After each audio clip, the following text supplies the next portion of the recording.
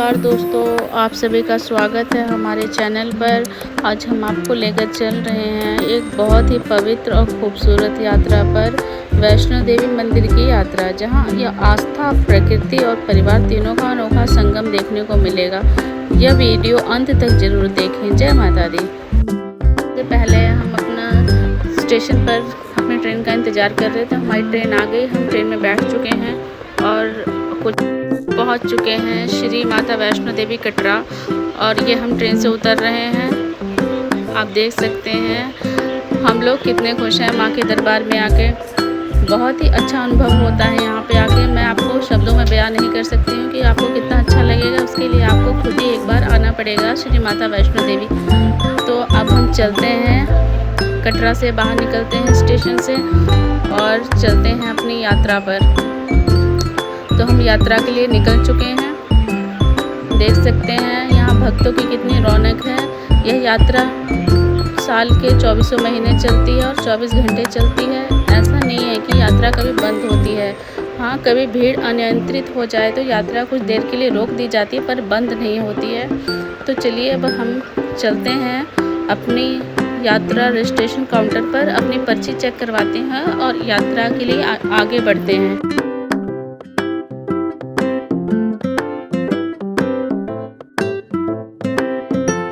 आप देख सकते हैं कि बहुत ही खूबसूरत नज़ारा है श्री माता वैष्णो देवी का। और आप सामने देख सकते हैं कि हमें सामने दर्शनीय दरवाज़ा दिख। और अब हमने अपनी पर्ची चेक करवा ली है, हम बाहर आ चुके हैं। जबकि लेडीज़ और जेंट्स की लाइन अलग अलग होती है। लेडीज़ की लाइन जल्दी निकल आती है, पर जेंट्स की लाइन में टाइम लगता है।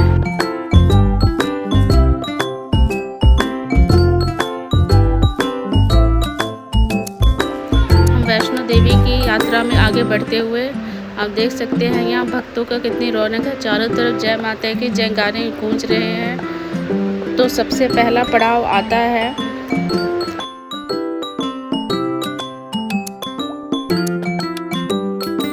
हमारी यात्रा कटरा से शुरू होती है, जो माता रानी दरबार का बेस कैंप है। यहाँ से शुरू होती है लगभग 12-13 किलोमीटर की चढ़ाई। हर तरफ जय माता दी गूंज और श्रद्धालुओं का उत्साह देखने लायक होता है।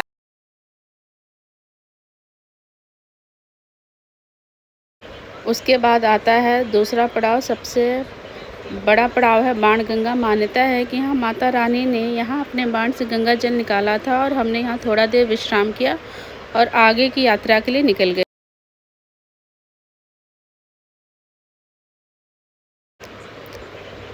दिन में पहाड़ और दृश्य और भी सुंदर हो जाते। नीला आसमान, ऊंचे पहाड़, ठंडी हवा, यह सब मिलकर यात्रा को और यादगार बनाते हैं। रास्ते में हमने कई जगह रुककर इन खूबसूरत पलों को कैमरे में कैद किया। इस यात्रा का सबसे अनोखा हिस्सा होता है परिवार का साथ में बिताया गया समय। बच्चों के लिए एक अनुभव होता है, थोड़ी थकान, थोड़ी मस्ती और ढेर सारी यादें।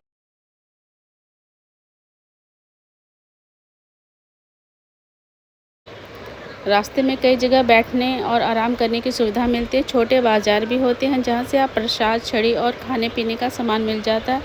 थोड़ा सा आराम करके फिर हम आगे की यात्रा की ओर बढ़ते हैं।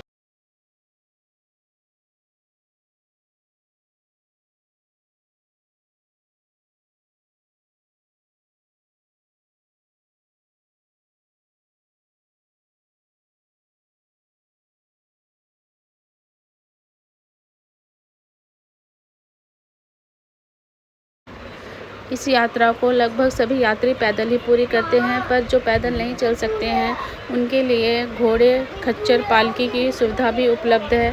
और यहाँ पे बैटरी कार भी चलती है। उन सुविधाओं का लाभ भी आप उठा सकते हैं अगर आप पैदल नहीं चल सकते हैं तो आगे चलते चलते हम पहुँच जाते हैं अर्धकुंवारी माता मंदिर। जी हाँ, रात का दृश्य आप देख सकते हैं, बहुत ही मनमोहक है।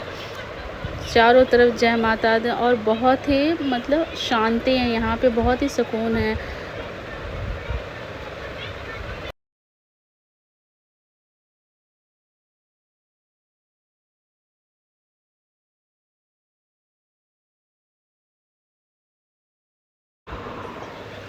एक रात अर्धकुंवारी में रुकने के बाद अगली सुबह हम तैयार हो जाते हैं अपने आगे की यात्रा के लिए। तो आप देख सकते हैं हम कुछ फ़ोटो वगैरह ले रहे हैं और उसके बाद हम अपनी आगे की यात्रा के लिए निकल रहे हैं। तो हम चलते हैं अर्ध कुँवारी भवन के परिसर में, जहाँ पे बहुत सारे श्रद्धालु आपको दिखेंगे। वो अपनी बारी का इंतज़ार कर रहे हैं, क्योंकि यहाँ पर पर्ची लेनी पड़ती है। हो सकता है आपका समय दर्शन करने का 24 घंटे बाद या उसके लेट भी मिले। इससे अच्छा है आप भवन पर जाइए, माता रानी के दर्शन कीजिए, फिर लौट के आके अर्धकुँवारी माता में दर्शन कीजिए।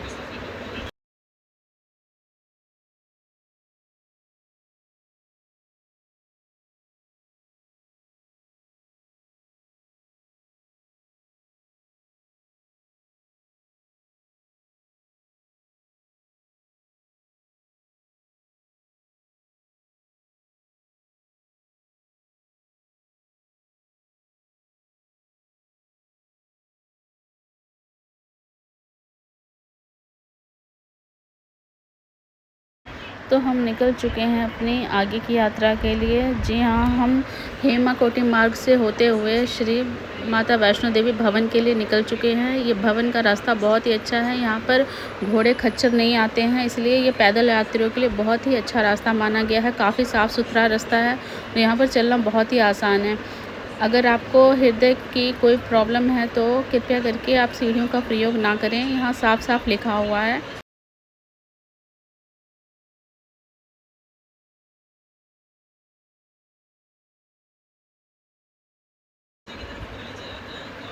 आप देख सकते हैं यात्रा मार्ग पर कितनी सफाई है और यहाँ पे बच्चे क्या, बूढ़े क्या, जवान क्या, सब लोगों की खुशी का कोई ठिकाना नहीं होता है। सब लोग यहाँ पे आके बहुत ही ज़्यादा खुश और उत्साहित हो जाते हैं माता रानी के दर्शन करने के लिए। चाहे हमें कितनी भी थकान हो, पर माता रानी के दर्शन की एक झलक पाते ही मन की और तन की सारी थकान दूर हो जाती है। तो आप भी एक बार ज़रूर आइए माँ वैष्णो देवी और माता रानी का आशीर्वाद पाइए।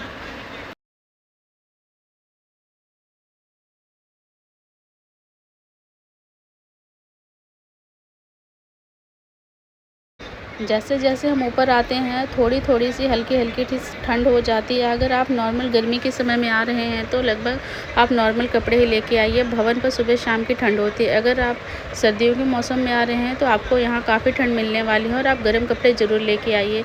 तो सामने देखिए आपको भवन दिखने लगा है। जी हाँ, हम माता रानी के भवन के बेहद करीब पहुँच गए हैं।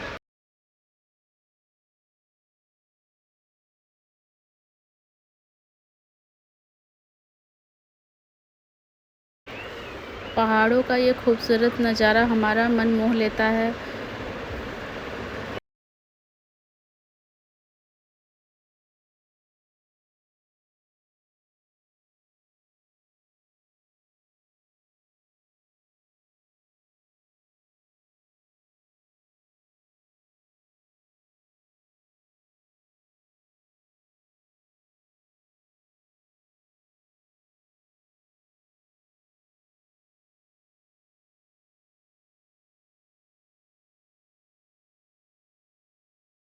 सभी श्रद्धालु जय माता दी कहते हुए लगातार यात्रा में आगे बढ़ते हुए सबका उत्साह देखने लायक होता है। ये हमारी नन्ही सी बिटिया बहुत ही खुश है माता रानी के दरबार में आके। आप इसकी खुशी देख सकते हैं।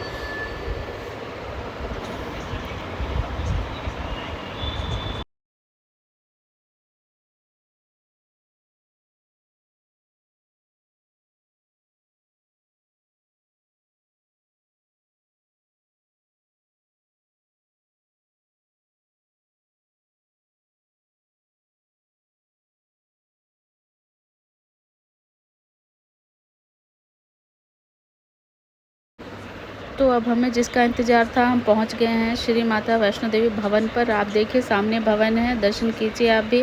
जय माता दी लिखिए और माँ का आशीर्वाद पाइए।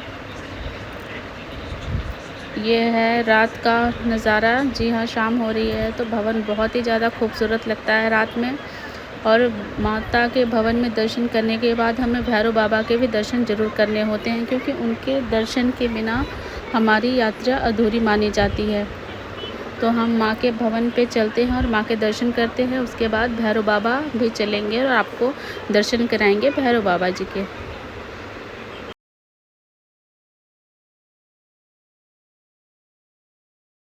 कुछ इस तरह से दिख रहा है माता रानी का भवन रात में। आप देख सकते हैं कितना खूबसूरत लग रहा है माता रानी का भवन। इसे हम शब्दों में बयान नहीं कर सकते हैं, बस आप महसूस करिए कि ये कितना खूबसूरत है और माता रानी का आशीर्वाद आप सबको मिले।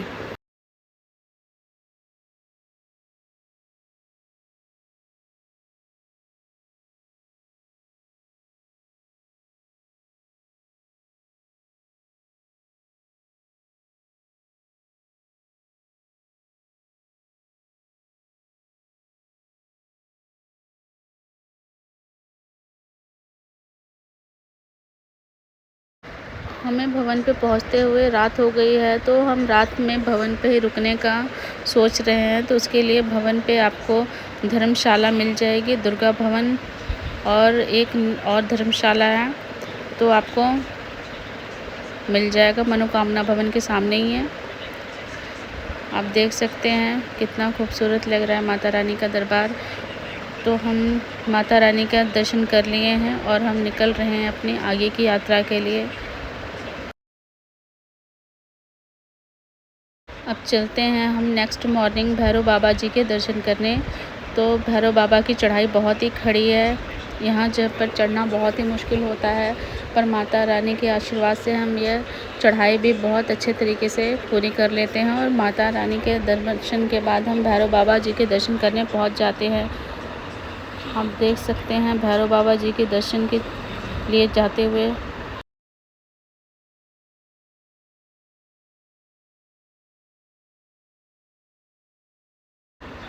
भैरव बाबा जाने के लिए आपको रोपवे भी मिल जाता है। यहाँ पे रोपवे चलता है जिसकी टिकट आप ऑनलाइन करा के भी आ सकते हैं और यहाँ काउंटर से भी ले सकते हैं, पर इसमें आपको थोड़ा सा समय लगेगा, आपको रुकना पड़ेगा, 2 से 3 घंटे लाइन में लगना पड़ेगा, तब आप जाके रोपवे की टिकट ले सकते हैं। अगर आप ऑनलाइन टिकट करा के आते हैं तो आपके लिए बहुत ही अच्छा है। तो हम भैरव बाबा जाने के लिए ज़्यादातर सीढ़ियों का उपयोग करते हैं, क्योंकि सीढ़ियों से थोड़ा सा आसान लगता है हमें। बाकी आप अपने अकॉर्डिंग देख लीजिए, आपको सीढ़ियाँ लेनी है, प्लेन रास्ता भी है यहाँ पे चलने के लिए, हमें सीढ़ियाँ थोड़ा आसान लगती हैं। तो आप देख सकते हैं सामने से रोपवे जा रहा है जिसमें श्रद्धालु बैठे हुए, उधर से रोपवे आ भी रहा है जिसमें श्रद्धालु वापस आ रहे हैं। रोपवे की एक सुविधा ये है, हम पहुँच गए हैं भैरव बाबा। भैरव बाबा पे ये पॉइंट बहुत ही फेमस है, यहाँ पे लोग फ़ोटो शूट कराते हैं। और आप देख सकते हैं कि भैरव बाबा पे भी कितनी भीड़ है, यहाँ पे पैर रखने की भी जगह नहीं होती, यहाँ पे इतनी भीड़ होती है। सामने रहे भैरव बाबा का मंदिर दिख रहा है, यहाँ पे लंगूरों से अपना फ़ोन ज़रूर बचा के रखिए। लंबी यात्रा के बाद जब माता रानी के दरबार पहुंचे थे तो सारी थकान एक पल में ख़त्म हो जाती। दिल में बस एक ही भावना होती है, शांति और आशीर्वाद।